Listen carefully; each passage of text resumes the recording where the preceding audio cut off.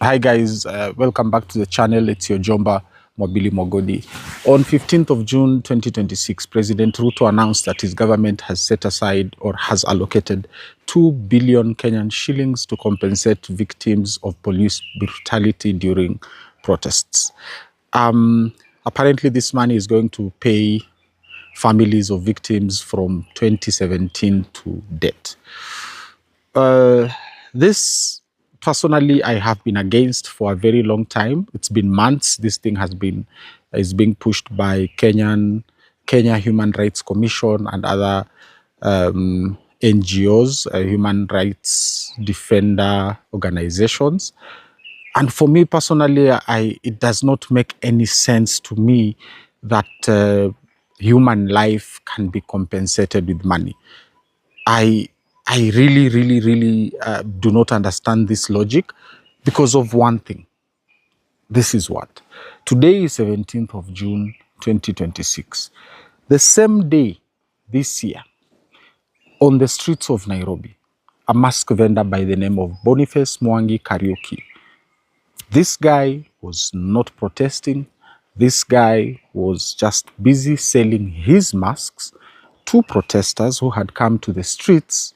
Guess what? Guess what the people went to the streets for? They went to protest the killing of Albert Ojwang in Nairobi police station. We don't know whether he was killed in Nairobi police station. There's debate.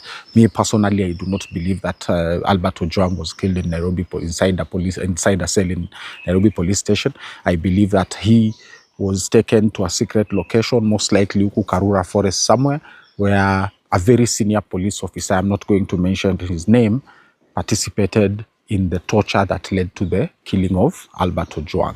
So that was 7th of June. Some of you, my viewers, reached out as to why I did not make a memorial for Albert Ojwang.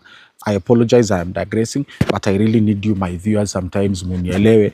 The reason why I did not do a memorial for Albert Ojwang is because such episodes take so much energy from me. The pain that I go through to stand in front of this camera and speak to you about victims of President Ruto's brutality, like Albert Ojwang, sawa, and every other victim that he has killed since he took office in 2022 weighs very heavy on me. It takes away so much from me. The pain I have to go through at the end. I have broken down several times in front of this camera because of these victims. So I have to apologize that I did not do an episode, a memorial for Albert Ojwang on June 7th, that is the day he was killed in 2025.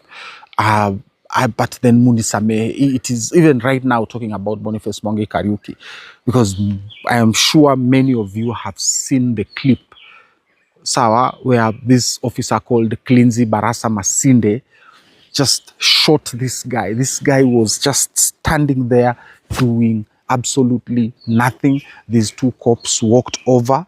It was Nairobi CBD, hapo tuka kwa junction ya Tomboya Street na Moi Avenue.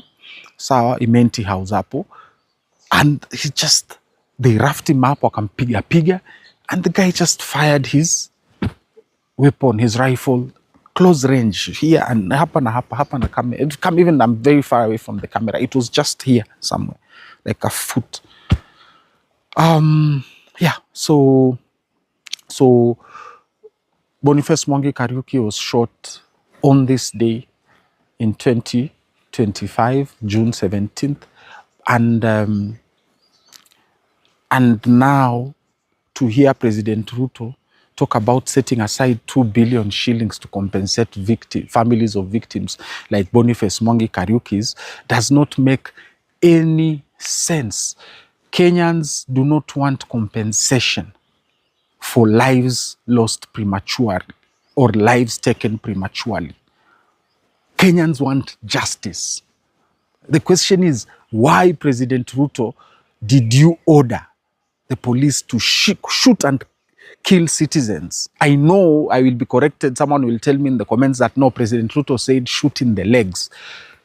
Tifas Makobi Wanja, who was shot on May 18th, 2026, during the fuel protests in Kiambu town, was shot in the leg. Today is 17th of June. He is being buried in Kiminini in Kitale. Today, he was shot in the leg. So you cannot say that President Ruto saying shoot people in the leg, sawa, does not mean that he told police to kill people. The moment you are shot, sawa, anywhere on your body, doesn't matter whether it is your arm, whether it is your leg, whether it is your foot, there is a high possibility that you will die. Tifas Makobi Wanja is dead. He's being buried today.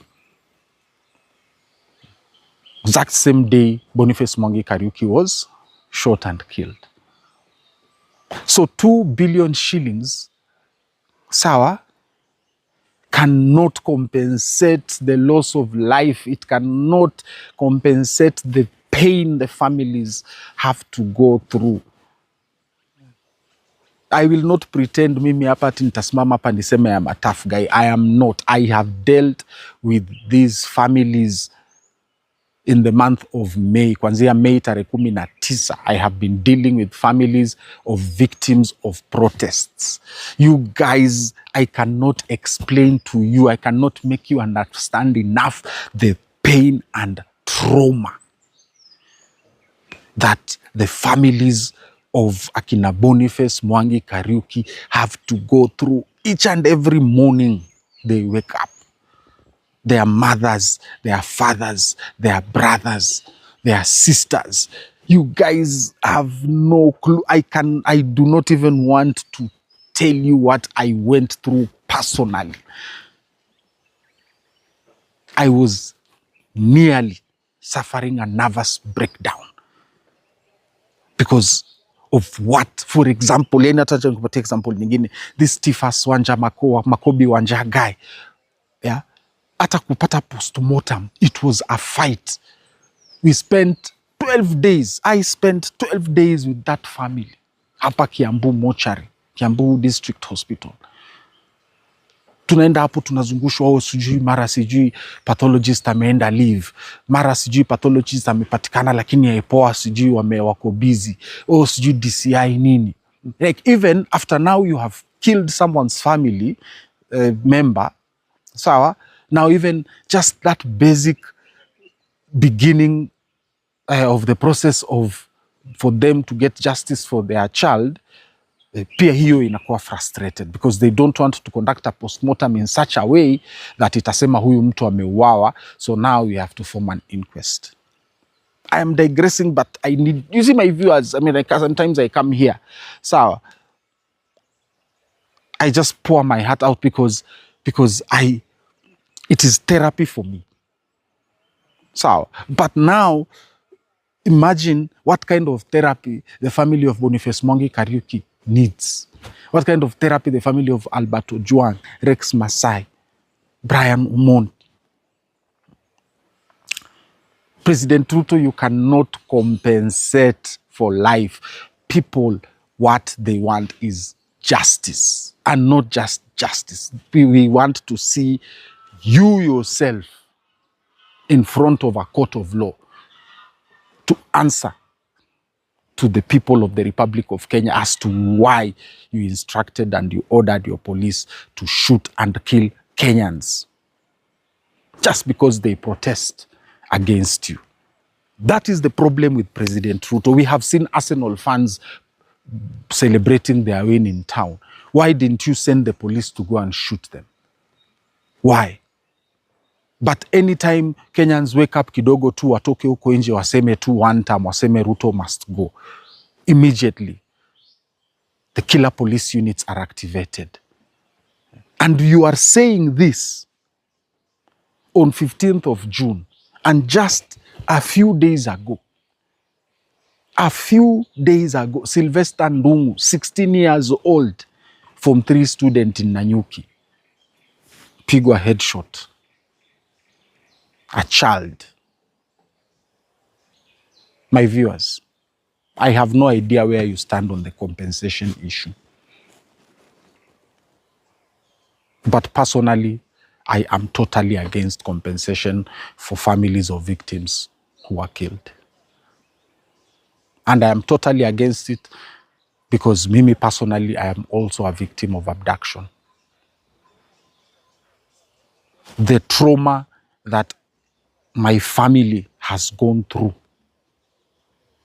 my children, mama watoto, my mother, my father, my sisters, my brother, my friends. Some of my friends are afraid to call me directly kwa simu open line because like they're like, ai Mwabili, simu yako inatrakiwa. Even the greater family, the clan around me, my uncles, my aunts, my cousins, the trauma yenye wanapitia wakianza kufikiria my abduction, the fear they have that even now bado mimi ni suspect na kuwa tracked. Tukiwa nyumbani, you know, we were recently at a funeral, at a burial of my grandmother in Tagala at home, and I can see how scared my relatives are of me because of trauma. I did not lose my life. I am here standing today speaking to you. And I'm trying to quantify the amount of trauma that I have witnessed around me. Now tell me, what about families of Albert Ojwang? What about family Rex Masai, Brian Omondi, Denzel Omondi? Brian Omondi kwanza hata hiyo mwili yake haijapatikana, yule wa Nakuru. The mother hata sijui kama ashazika Mgomba. She has never gotten closure for the son's death. And then you are telling me 2 billion shillings. And kumalizia, wacha niwaambie ukweli. You know what will happen with that 2 billion? Sawa, believe it or not, hiyo 2 billion President Ruto ataanza kuzunguka 47 counties. Sawa, he will steal 1.9 billion aeke kwa mfuko yake na marafiki zake na family friends wake na marafiki zake hao waizi wenzake, and then wagawanye 100 million waende wakipatia hizo families 50,000, 100,000. Trust me. This is your Jomba Mwabili Mogodi. Thank you very much for your support. To the families of the people who have lost their lives senselessly to gun violence, to abductions and torture and murder outright by President Ruto and his rogue regime. Mwabili Mogodi TV and my viewers, tunawapa pole. Na Wakenya wote tunawapa pole. The number is 0799 428 109. Continue supporting the channel via M-Pesa as usual. Asanteni.